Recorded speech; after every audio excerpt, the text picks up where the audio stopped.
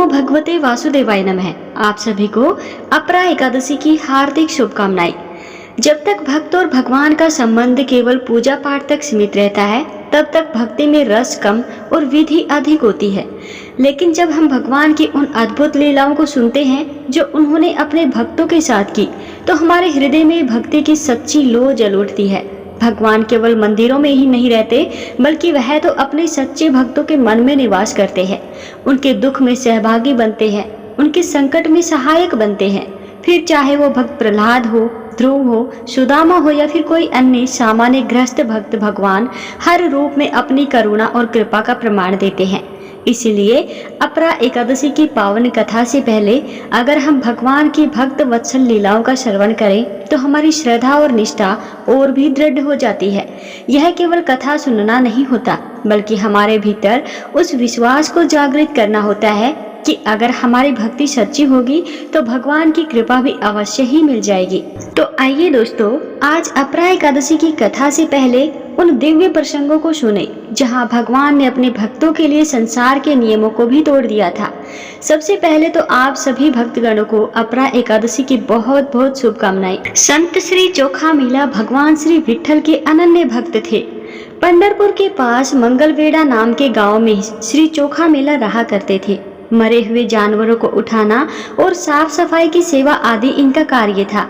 जाति से यह चतुर्थ वर्ण के थे, इसीलिए उस काल में इनको दूर से ही भगवान का दर्शन करना पड़ता था। इस कारण से उन्हें कभी कभी बहुत दुख होता। यद्यपि एकनाथ, ज्ञानदेव आदि अनेक संतों ने कभी किसी के साथ कोई भेदभाव नहीं रखा और न कभी संतों की जात पूछी, परंतु उस समय के ज्ञानी और ऊंच नीच मानने वाले लोग उनको ताने मारते और हीन जाति की समझते थे।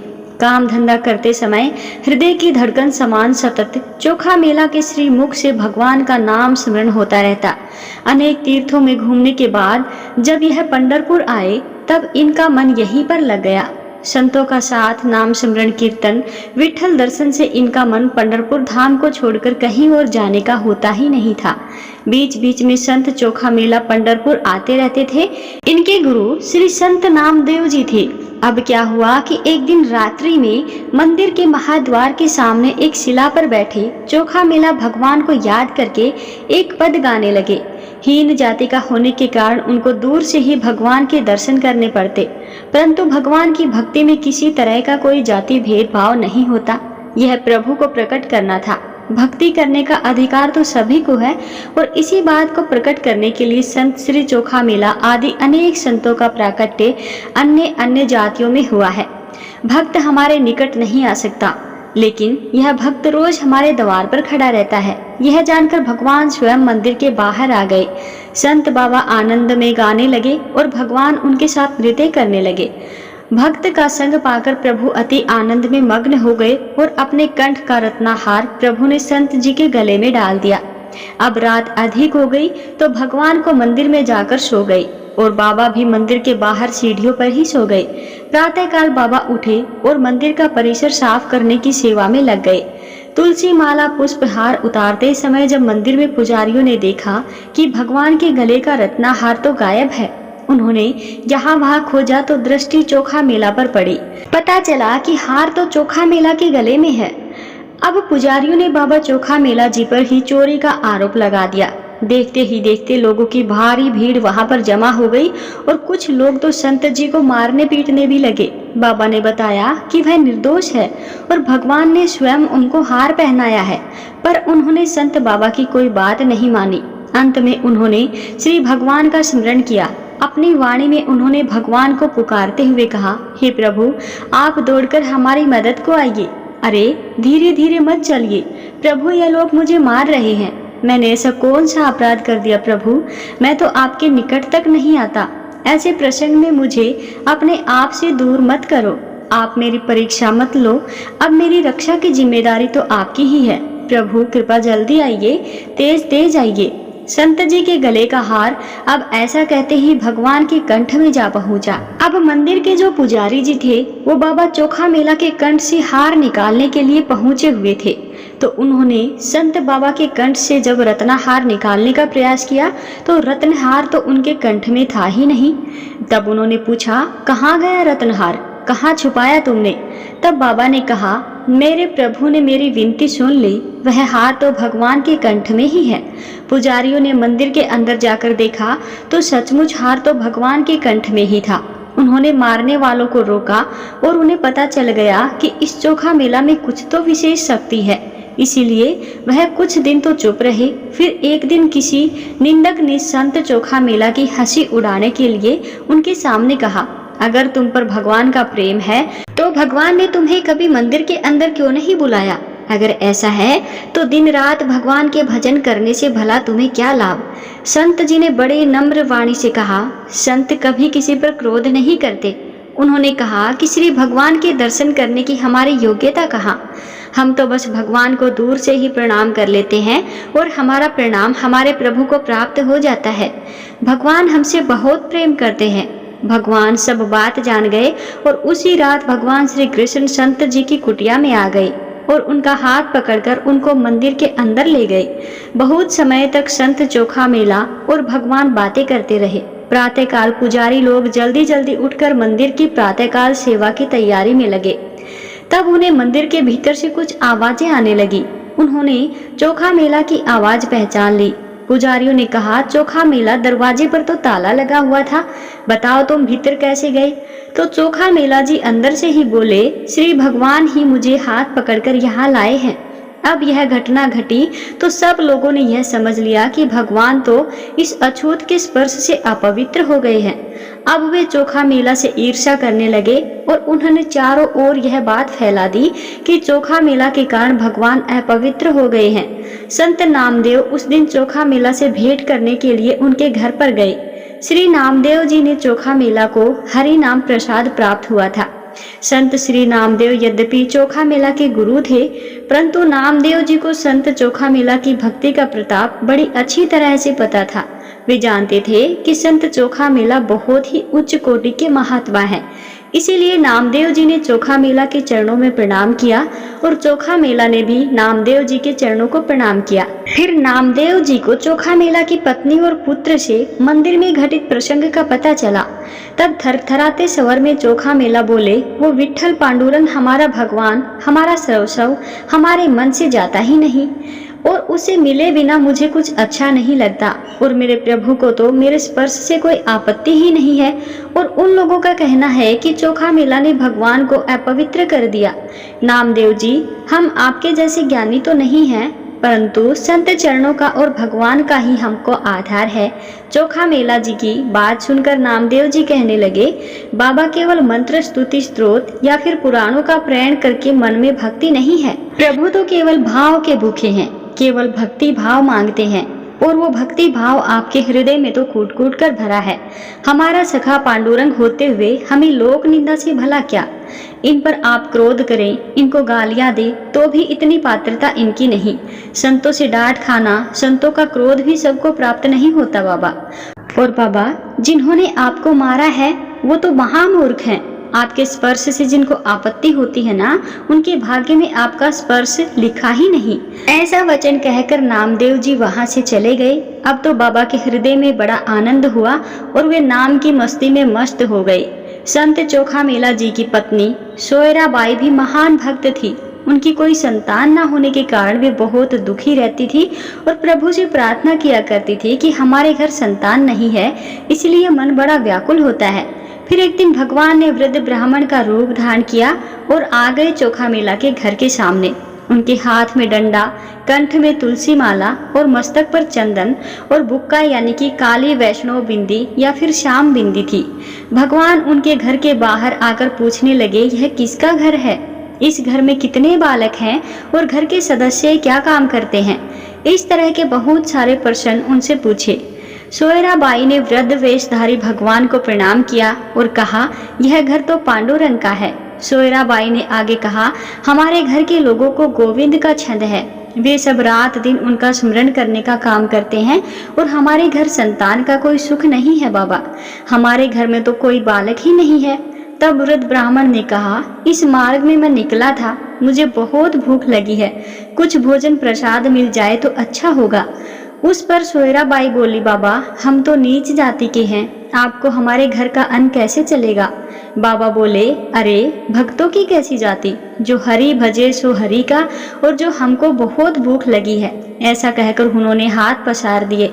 अब सोयराबाई ने सोचा, अतिथि भगवान बिना खाए गए तो अच्छा नहीं होगा, और अगर अन्न दिया तो लोग हमको मारेंगे। तो उन्होंने बाबा से कहा, आपको हमने इस घर का अन्न दिया तो लोग हमें मारेंगे, हमारी निंदा करेंगे बाबा। तब वृद्ध ब्राह्मण बोले, बेटी जाति का विचार तो मत करो, कल का बासी अन्न होगा ना तो हम वही खा लेंगे। इस पर घर का अन्न थोड़ा हमको खाने को दे दो।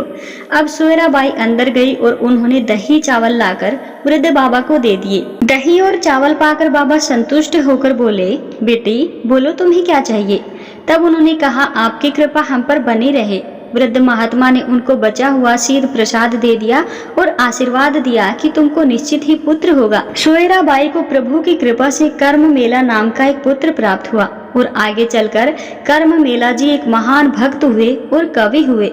यह थी आज की कथा। सब मिलकर प्रेम से बोलिए, संत चोखा मेला जी की जय। आइए अब बढ़ते हैं अपरा एकादशी की कथा की ओर, जहाँ पर इस समय धर्म की सभा सजी हुई है। राजमहल के राजसी प्रांगण में महाराज युधिष्ठिर धर्म चिंतन में लीन है। उनके हृदय में आज फिर जिज्ञासा है कि आज कौन सी एकादशी का व्रत है, इसका क्या महत्व है। और तभी आकाश गंगा के पार से आती है रथ की गूंज। दिव्य रथ पर विराजमान स्वयं भगवान श्री कृष्ण अपने सखा युधिष्ठिर महाराज से मिलने आ रहे हैं। उनके तेजस्वी स्वरूप से दिशाएं अलौकिक हो रही हैं। उनके चरण जहां पड़ते हैं वहां पुष्पों की वर्षा होती है। भगवान श्री कृष्ण के आगमन से राजमहल का वातावरण भक्ति भाव से भर गया। युधिष्ठिर महाराज हाथ जोड़कर खड़े हैं, उन्हें प्रणाम करते हैं।